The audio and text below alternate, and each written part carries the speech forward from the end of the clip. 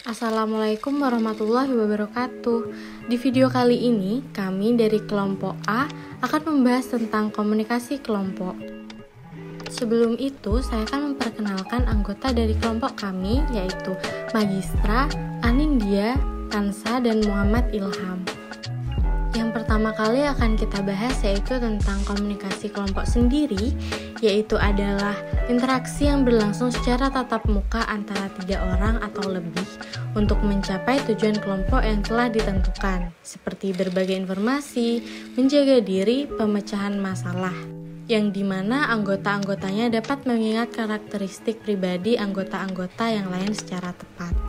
Selanjutnya adalah model-model komunikasi kelompok. Model ini dibagi menjadi 2, yaitu deskriptif dan preskriptif.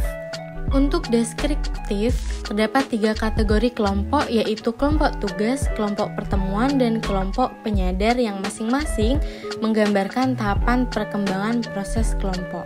Dan untuk preskriptif, berdasarkan formatnya, komunikasi kelompok dibagi menjadi 2 macam, yaitu kelompok privat dan kelompok publik.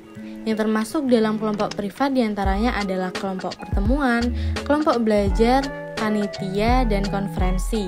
Sedangkan yang termasuk dalam kelompok simpos diantaranya adalah diskusi panel, wawancara terbuka, forum, dan simposium.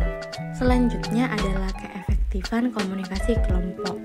Keefektifan kelompok adalah pencapaian tujuan yang diakui dari tindakan kooperatif oleh kelompok. Oleh karena itu, faktor-faktor keefektifan kelompok dapat dilihat pada karakteristik kelompok dan pada karakteristik para anggotanya. Yang pertama adalah faktor situasional yang terdiri dari ukuran kelompok. Semakin banyaknya jumlah anggota dalam suatu kelompok, maka peluang untuk berinteraksi dengan anggota lainnya dalam jarak tertentu semakin sedikit. Lalu, jaringan komunikasi.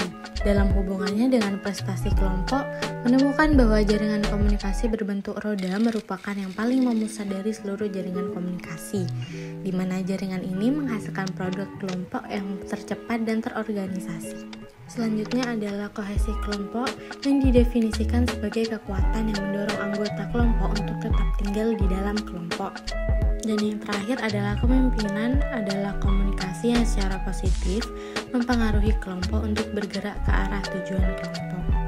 Yang kedua adalah faktor personal yang terdiri dari kebutuhan interpersonal. Berdasarkan teori yang dikemukakan oleh William, individu memasuki kelompok karena didorong oleh 3 kebutuhan interpersonal, yaitu inclusion, control, dan affection. Lalu tindak komunikasi yang mengembangkan sistem kategori untuk menganalisis tindak komunikasi, yaitu interaction process analysis. Dan yang terakhir adalah peranan yang dimainkan oleh anggota kelompok dapat membantu penyelesaian tugas kelompok, memelihara suasana emosional yang baik, atau hanya menampilkan kepentingan individu saja. Dan berikut merupakan daftar pustaka yang kami gunakan. Terima kasih karena telah menonton video ini sampai habis. Wassalamualaikum warahmatullahi wabarakatuh.